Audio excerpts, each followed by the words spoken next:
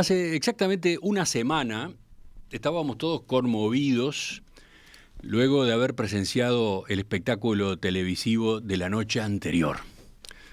Paula Díaz admitía que su denuncia del mes de marzo contra Yamandu Orsi había sido un invento, revelaba que la impulsora de aquella acusación había sido Romina Papazo, que además era amiga de ella desde hacía varios años y no una simple conocida, como habían dicho inicialmente.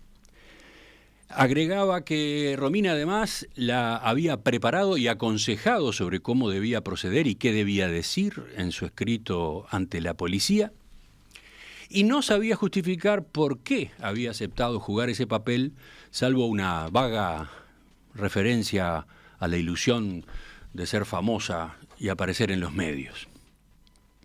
Y al pasar, añadía como si nada que también habría sido falsa la denuncia que Romina Papazo presentó hace un año contra Gustavo Penadez, según le había reconocido ella misma, su amiga, que señalaba que en realidad nunca había tenido siquiera relación con el senador herrerista.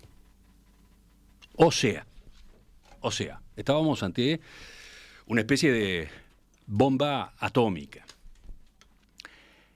Ustedes escucharon mis comentarios del lunes pasado a esta hora. Eran palabras iniciales pautadas por la perplejidad y la incomodidad. Es que, entre otras cosas, yo sentía que alguien o algunos nos habían tomado el pelo durante varios meses y habían jugado con nosotros como si fuéramos títeres o algo peor. Desde entonces hubo varias novedades en la justicia, en los partidos políticos y en la prensa. Entonces, ahora que pasaron 7 días y luego de las notas que realizamos acá en Perspectiva, más las discusiones que se dieron en la tertulia, quiero mencionarles hoy algunas, nada más que algunas, de las conclusiones que yo he ido sacando. 1. Lo que ocurrió fue muy grave. El precandidato mejor ubicado en las encuestas dentro del Frente Amplio pasó 2 meses en el escarnio público, en el banquillo de los acusados, muy golpeado, porque se construyó contra él un señalamiento cargado de maldad y ensañamiento, y porque las 2 personas que lo lanzaron lograron que ese relato tuviera una amplísima difusión en las redes sociales y también en medios de comunicación tradicionales. La situación era tan delicada para el exintendente de Canelones que su equipo de abogados debió armar una investigación propia para que no quedaran dudas de su inocencia, incluso si Fiscalía decidía descartar la denuncia por razones formales, que era una posibilidad. Y de repente, sin que se entendiera muy bien por qué, Paula y Romina decidieron darse vuelta en el aire, desmintieron todo lo que antes habían declarado, dieron entrevistas y hasta se enfrentaron entre ellas. Así que, repito, lo que ocurrió fue muy grave. 2. El caso dejó a nuestro sistema democrático en offside y encendió luces amarillas sobre su vulnerabilidad y fragilidad. Tan fácil de hackear resultó por una jugada audaz y cruel. 3. Por eso,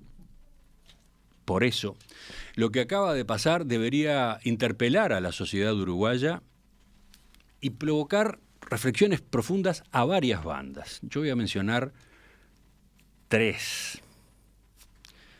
1, reflexiona en la población en general sobre la frivolidad con la cual muchos uruguayos toman y repiten lo que circula en las redes sociales, sobre todo cuando ese material tiene su buena cuota de morbo y escándalo.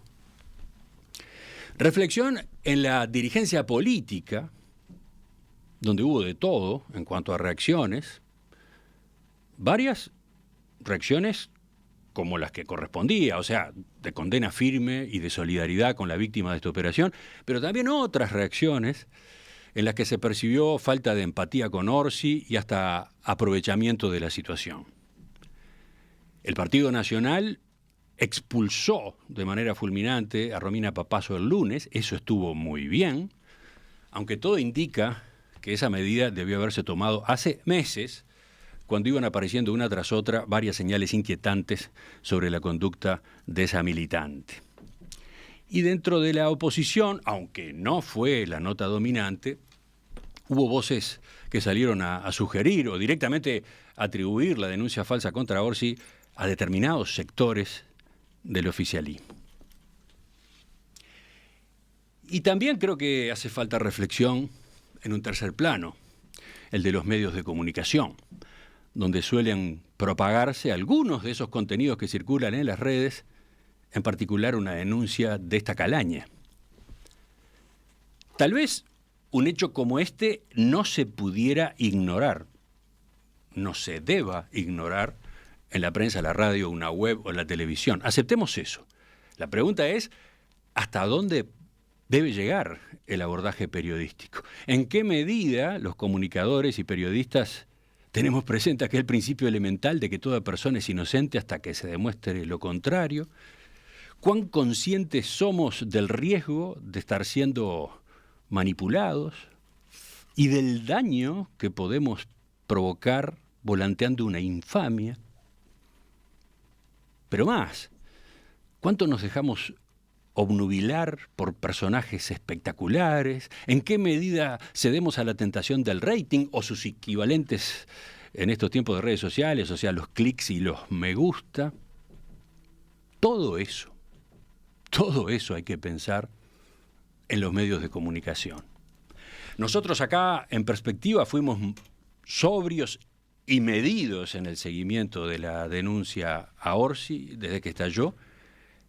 Igual, de todos modos, lo que acaba de ocurrir nos llevó a revisar una vez más nuestros criterios y nuestros procedimientos.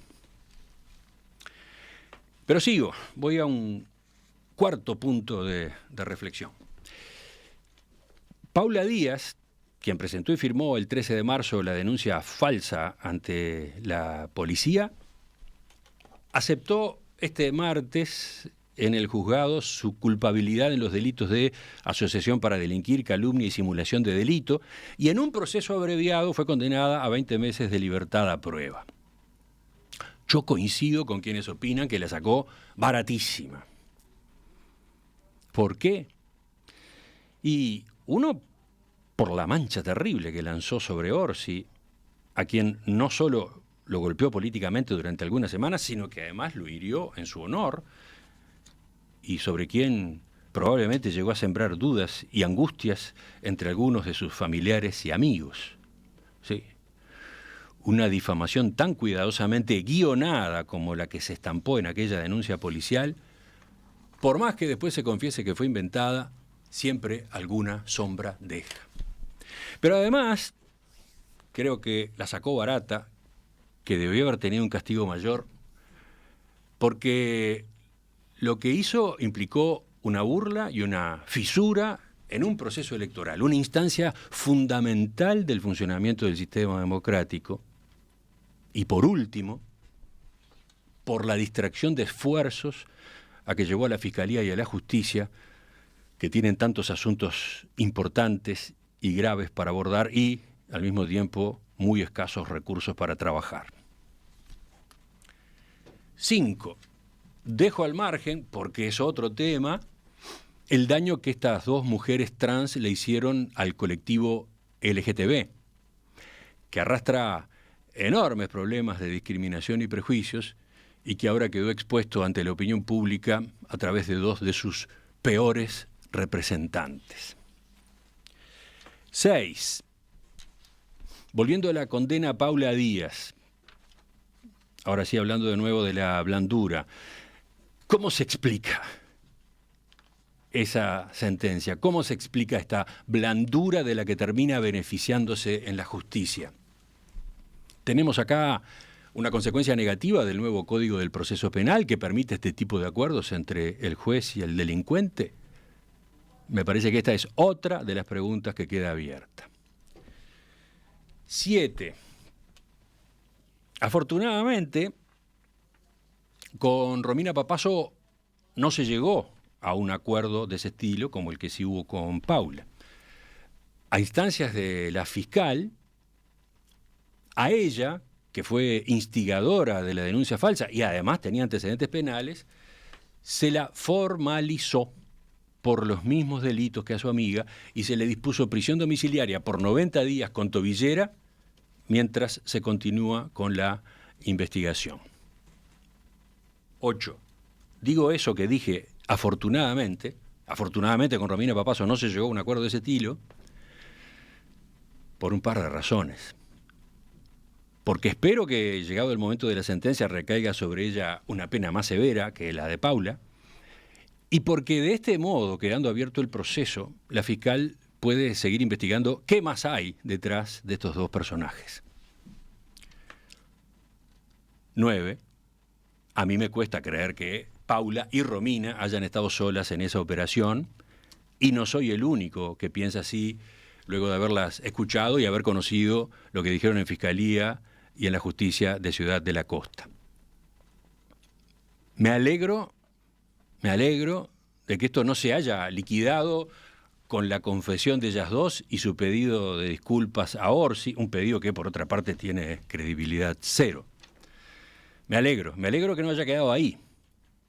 Lo que ha estado y está en juego en este caso es muy serio. La fiscal, que recibió críticas por su aparente lentitud en el manejo del expediente en las primeras semanas, dice ahora que tiene indicios que la llevan a pensar en una organización más amplia. Bueno, todos confiamos en esa indagatoria que va a llevar adelante. 10. Y para terminar, por hoy, ¿qué tipo de intereses pudo haber detrás de esta operación en Chastre? Acá es donde yo pongo el freno.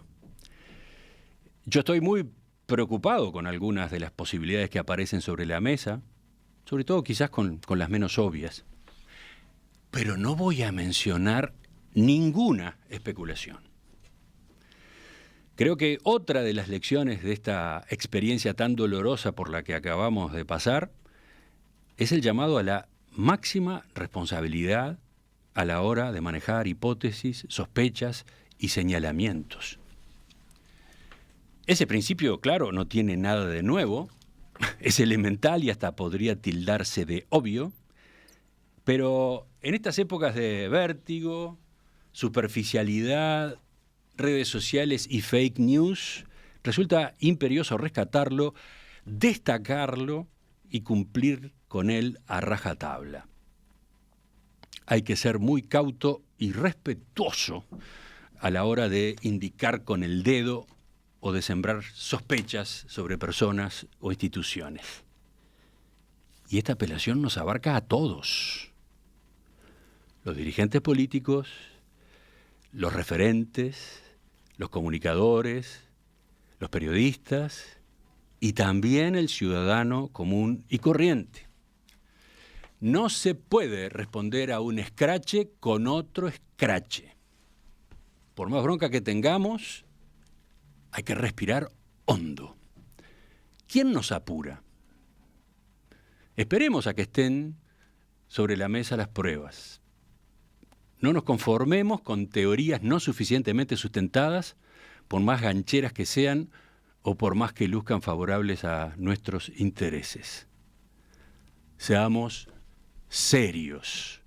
Démosle el valor que corresponde al honor de las personas, démosle el valor que corresponde a la salud de nuestra democracia.